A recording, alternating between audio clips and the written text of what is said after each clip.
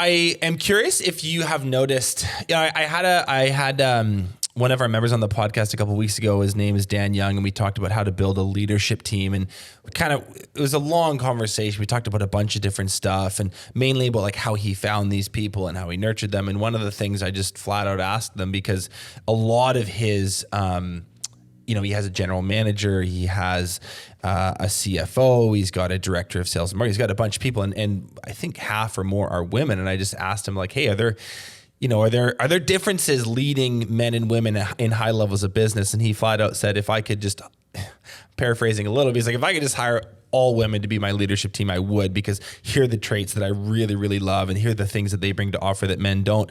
I'd like to ask you the same question for like trades people, technicians, drywallers, crafts people, broadly speaking. Are there qualities that women bring to the trade that men don't have as much of? Yeah, I think sometimes we can be a little more level-headed. I have stopped quite a few almost fights on job sites sometimes with subs. So, it's construction can kind of be like a tinderbox. Sometimes you have all of these people, and sometimes contractors are not great at scheduling. So you've got 30 people on top of each other. Everybody's trying to work out of one outlet. You've got these deadlines you have to meet so you can get to your next job. And then it can kind of create an environment of just kind of hostility in the trades and against other tradespeople. So I think I definitely have broken up a couple fights with like, hey, let's just take a break for a second. Let's actually figure out how this can work for all of us and kind of mediate and talk through the situation, instead of automatically going to that level of you made me really mad and now I'm going to go unplug your stuff. And then, because it can be a little interesting sometimes on site. So just kind of having a little bit more of that softer side, I guess I would say, the ability to kind of take your ego out of the situation and actually try and problem solve and make sure everybody's happy without having everything stop on site. Like you're saying, what women de-escalate things really well. Yeah, I think so. Yeah. Calmer heads prevail, we hope. Yeah. Anything else you've noticed?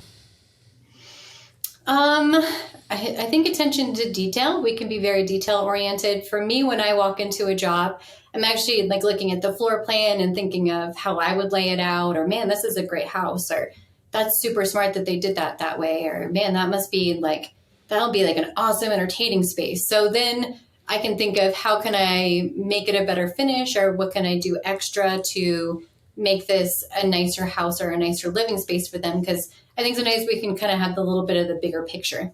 Yeah. I really like those points. Cool under pressure, like the tinderbox analogy is good. You kind of bring some calm, collected energy to that when, guys and their egos can get super ramped up and bent out of shape. And then the attention to detail thing has certainly been my experience. I hired a lot of young women to be painters in my painting company with a lot of success. And I share those observations. A lot of the people listening would they'd own contracting businesses of a whole bunch of different types, some construction, some landscaping, some painting, some roofing, certainly some drywallers, some other sub trades and home service businesses. What would be your advice to a business owner right now who is wanting to recruit and attract and retain talented young trades women?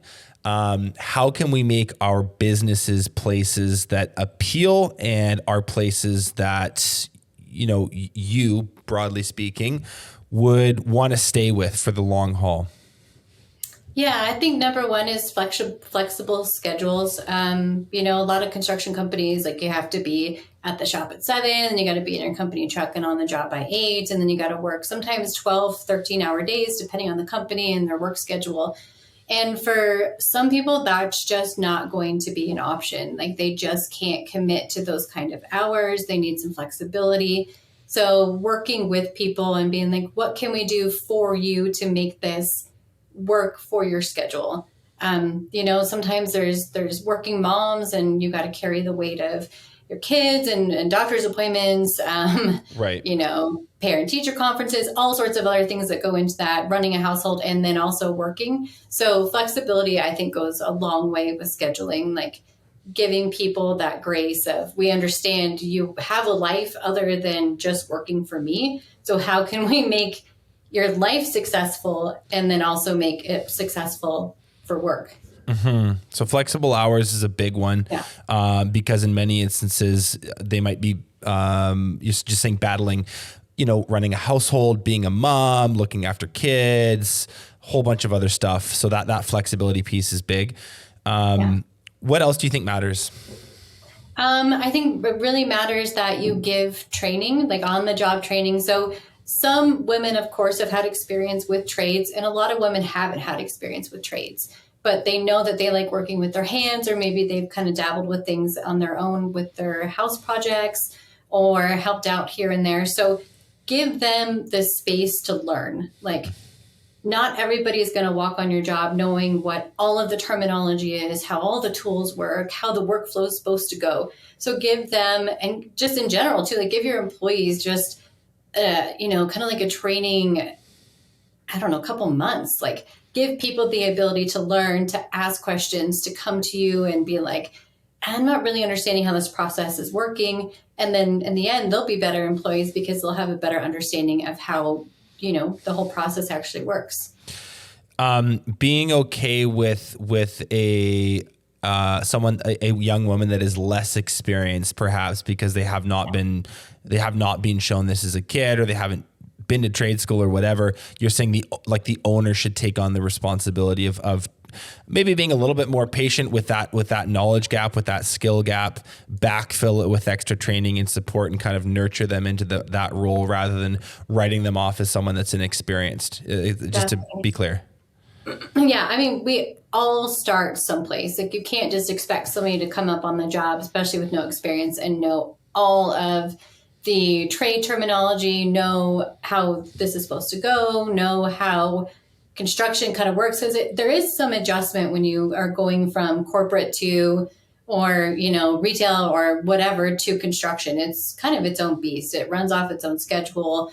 There's some days where you have an easy day, and there's other days where you're dripping sweat and you still have another 7 hours to get done, and you've got major project deadlines. So giving everybody a little bit of adjustment. Like, I remember when I first started with my dad, and I would come home and just crash out on the couch, like 8:00, dead asleep, because I wasn't used to all of this, like, really physical manual labor. It takes a while to kind of build up the stamina for work like that. So give people some time, like, don't write them off immediately if maybe they're not performing as well as you think, because we all kind of need some space to adjust and to get used to the flow of construction. So what would be, like, given your experience, Lydia, what would be your advice to your former self, or what wisdom would you share with a young woman who's like mechanically minded, maybe like you, like didn't love university or college, or doesn't love university or college, and is kind of interested in getting into carpentry, getting into landscaping, getting into drywall. What would be maybe some wisdom you can impart on someone starting out on that journey?